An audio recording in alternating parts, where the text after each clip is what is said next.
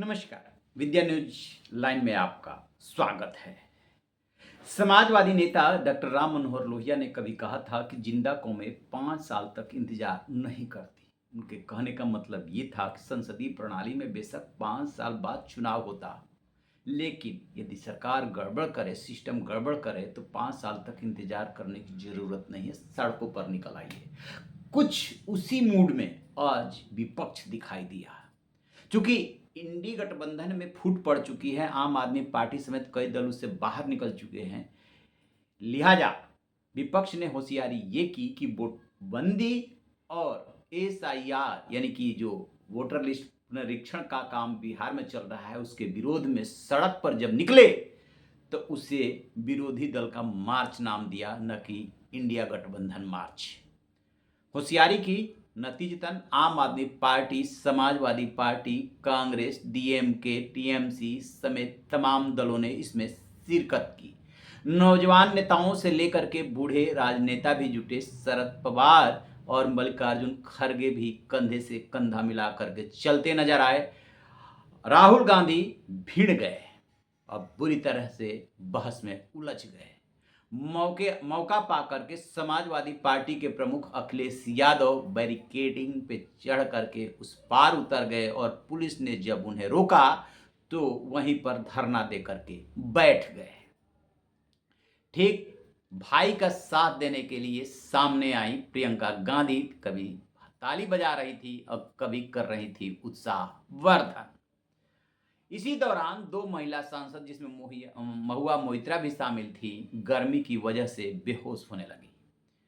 एक सांसद को तो राहुल गांधी ने अपनी गाड़ी से अस्पताल भिजवाया।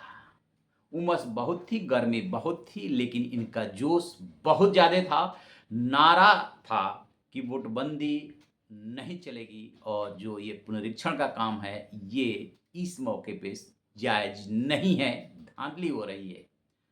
विपक्ष का काम होता है मुद्दों को उठाना और सड़कों पर उतरना। 11 साल की मोदी सरकार में शायद इतना एकजुट होकर के पहली बार विपक्ष दिखाई दिया। इसका मतलब ये नहीं कि पहले ये लोग धरना प्रदर्शन नहीं किए, धरना प्रदर्शन करते रहे हैं, लेकिन ये जो एक मुद्दा मिला जिसको लेकर के इनकी शिकायत चुनाव आयोग से सीधे सीधे मोदी सरकार इनके टारगेट पे इस मामले में नहीं है। ये मुद्दा ऐसा है जिसमें सभी दलों का हित जुड़ा हुआ है। ये नहीं कह सकते कि ये तमिलनाडु में काम नहीं आएगा, पश्चिम बंगाल में काम नहीं आएगा, दिल्ली में काम नहीं आएगा। ये मुद्दा सभी दलों को सूट करता है और आज इन लोगों ने उस कड़ी से कड़ी को जोड़ा कि हरियाणा का चुनाव हो, महाराष्ट्र का चुनाव हो या दिल्ली का, सब में धांधली की आशंका है, यानी कि वोट की चोरी हुई थी। इसीलिए वोट चोरी की तख्तियां लिए हुए ये नेता आगे बढ़ते जा रहे थे, जाना चाह रहे थे चुनाव आयोग के दफ्तर तक। चुनाव आयोग ने संदेश भेजा कि 30 सांसद मिलने के लिए आ सकते हैं, चूंकि ये सांसदों का ही धरना प्रदर्शन मार्च था। लेकिन ये लोग नहीं माने कि हम तो जाएंगे कार्यालय तक। पुलिस ने उन्हें रोक दिया तो खूब जम के बवाल हुआ, वहाँ पर धरना प्रदर्शन हुआ, वहाँ पे बहसबाजी हुई और इन्होंने अपनी बात रखी मीडिया के सामने कि किससे सुनाए, किसको सुनाए, कोई तो सुने कि कैसे वोट चोरी हो रही है। आपको बता दें कि पिछले दिनों राहुल गांधी ने बेंगलुरु सेंट्रल का मामला उठाया था। वहाँ की एक विधानसभा सीट का उन्होंने पूरा डिटेल दिया था कि किस तरीके से एक मकान, एक कमरे पर 80 वोटर्स के नाम दर्ज हैं। 5 वो तरीके बताए थे जिसके जरिए वोट चोरी हो रही है, बकौल राहुल गांधी। बाद में चुनाव आयोग ने हलफनामे सहित जो है शिकायत मांगा, वो राहुल गांधी ने नहीं दिया। कहा कि वो सांसद हैं और जो बोल रहे हैं दम ठोक करके बोल रहे हैं, खम ठोक करके बोल रहे हैं, वो पीछे हटने वाले नहीं है, इसी पे आप जांच कीजिए और बताइए। लेकिन चुनाव आयोग ने कहा कि आपको हलफनामे के साथ ये शिकायत देनी होगी। अब विपक्ष को एक बहुत बड़ा मुद्दा हाथ लग चुका है जिसके इर्द गिर्द वो सभी दलों को इकट्ठा कर रहा है। 3 महीने बाद बिहार में विधानसभा का चुनाव है, उसी के लिए रस्साकसी चल रही है। बेशक ये लड़ाई चुनाव आयोग से है विपक्ष की, लेकिन कहीं ना कहीं मोदी सरकार भी निशाने पे है। इस समय मोदी सरकार जो है कई मोर्चों पर घिरी हुई है। एक है वोट चोरी और पुनरीक्षण का मामला। पुनरीक्षण का मामला चूंकि सुप्रीम कोर्ट में है, इसलिए सरकार कह रही है कि संसद में इस पे बहस नहीं हो सकती। चुनाव आयोग एक संवैधानिक संस्था है।